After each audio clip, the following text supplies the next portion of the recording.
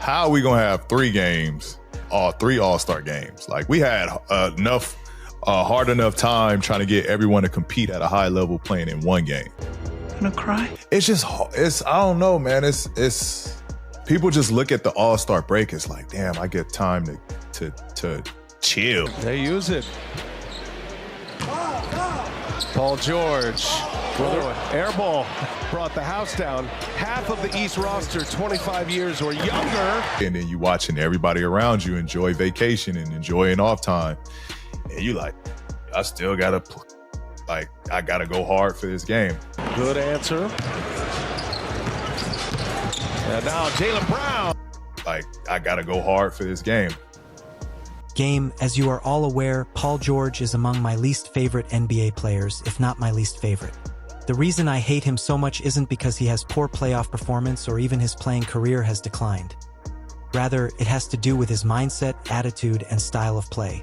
Yeah, I mean, it's different. I'm used to scrapping and running around and chasing and fighting through screens. And, to be honest, I'm bored, playing and, on a 5. Tell me he didn't just say that. Those remarks can be interpreted in a variety of ways. But in my opinion, Paul D is essentially saying that I'm tired of this, on board with it, and I'm playing the 5. We can blame him for everything now that the team is failing.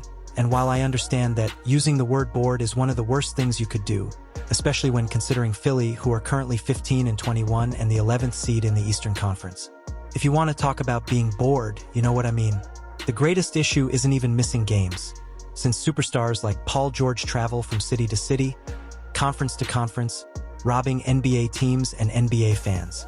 Men like Paul George put out poor and dubious effort. Their lack of drive and indifference to victory is utterly repulsive. I'm tired of your winner. When adversity strikes, Paul George, the individual player, is the last person to be speaking this year in Philadelphia. He has the talent of a number 1 option and the ability of an Ambi Hall of Famer, but in terms of attitude, mentality, and leadership, that has simply never been there for someone like Paul George at this point. He's one of those guys who's almost very willing, even eager to point the finger at anyone but himself. The icing on the cake for Paul George is that out of 36 games this season, he has already missed 11 and scored 10 points in 4 games, while his shooting percentage of 41.7 is the lowest of his career from .34%, the lowest since his rookie season, and his points per game of 16.5 is the lowest since 2012. God, what scent is that? Or with 5 George with a dribble that smells of desire. My lady. While it makes sense on paper and looks amazing, Paul George never seems to work in real life. This guy was the best in his prime, that is, a highly effective wing scorer who, in my opinion, could have been number 1, and he was of the highest caliber but not a serious championship player or a franchise leader. To further emphasize that point, here are Paul D's own words about his mindset and approach to the NBA's new All-Star game. Here's we already had a hard time with 1 game. How are we gonna have 3 games, 3 All-Star games? Like, we had hard enough time trying to get everyone to compete at a high level playing in one game. Right. So I just don't understand how, I guess it's a shorter number to play to. So I guess that's the competition. That's the competitive part about it. It's competing to get to that. I think it's 40 or something like that. But yeah, I don't like the format. So to start with, Podcast P is about the Aura game, which you are actually playing. Don't worry, though, you won't be there for a while. Paved Yabusele's way back to the NBA as George. Wow. Now, the most telling thing Paul George said was exactly what he said. We already had a hard time with 1 game. How are we going to have 3 games? You want to talk about individual skill, cool handling, all these workouts and moves. Yesterday's players have all that. But in terms of competitiveness, they just dropped out and did their peers for some reason. I mean, that's absolutely damning, almost showing a day's players not taking things seriously. I don't know, man. It's people just look at the All-Star break. It's like, damn, I get time to chill. Like, I get time to get a breather, get a break, get a rest. And then you throw the All-Star game in there midway, and then you watching everybody around you enjoy vacation and enjoying off time.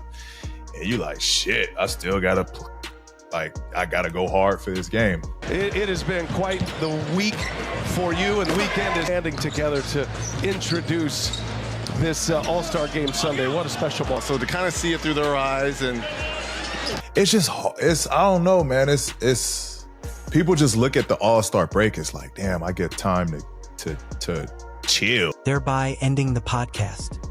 George said quite openly that guys at All-Star Weekend just want to relax and take it easy, and they're most envious of players who are on vacation and that aren't all-stars.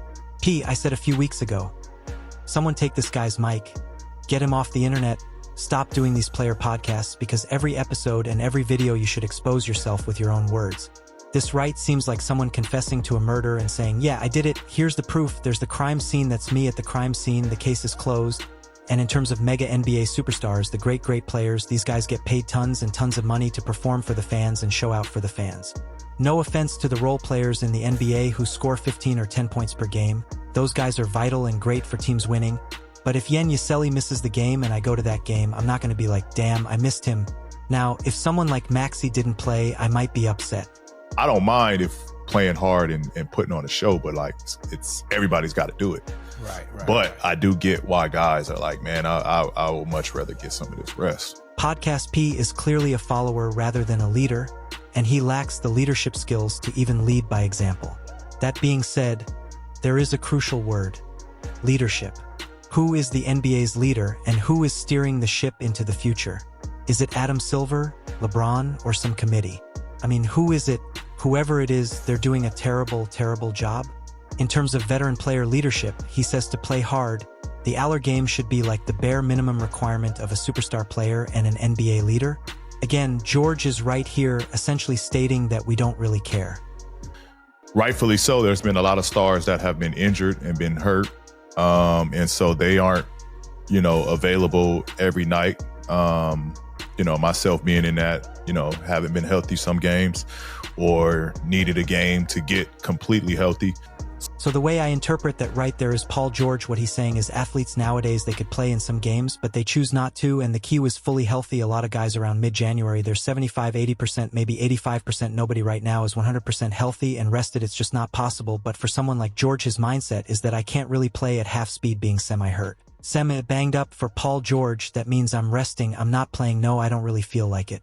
Like I've said numerous times, if you have a broken arm, a concussion, a very serious injury, you medically cannot play. I mean, that's fine when understand that you should sit out, but if you're fatigued as a wear and tear and you're not playing 80%, 5%, even like 75%, that's a problem for a professional athlete. And again, looking at past players, even 10, 15 years ago, a lot of guys would play all of 2 games. And of course, why would they do that? Playing all of 2 games, it is a grind, it is hard, and accomplishment in a lot of ways. Accomplishing that feat was all about honor, integrity, and respect for the game as well as fans. And of course, those guys back then, they W100% healthy every single night. But what did they do? They grinded out. They played through bump bruises and minor injuries. And look, we can debate Arrow versus Eris all day long, but for someone like Paul George, he's kind of the pinnacle and the peak of a soft NBA player, not only in terms of being banged up and hurt, but also in mindset and approach to the game of basketball. We all go, why not enjoy the Go with Chan Ultrasoft podcast? As always, thank you for watching, and I hope you enjoyed it. This concludes the video. You had a very good NBA career. You weren't a champion or in the top 5%, but you were a very good player who had a successful career. Looking at George this year, he has more noteworthy things off the court than actually on the court, of course, and his podcast is more entertaining and insightful than his actual game on the court.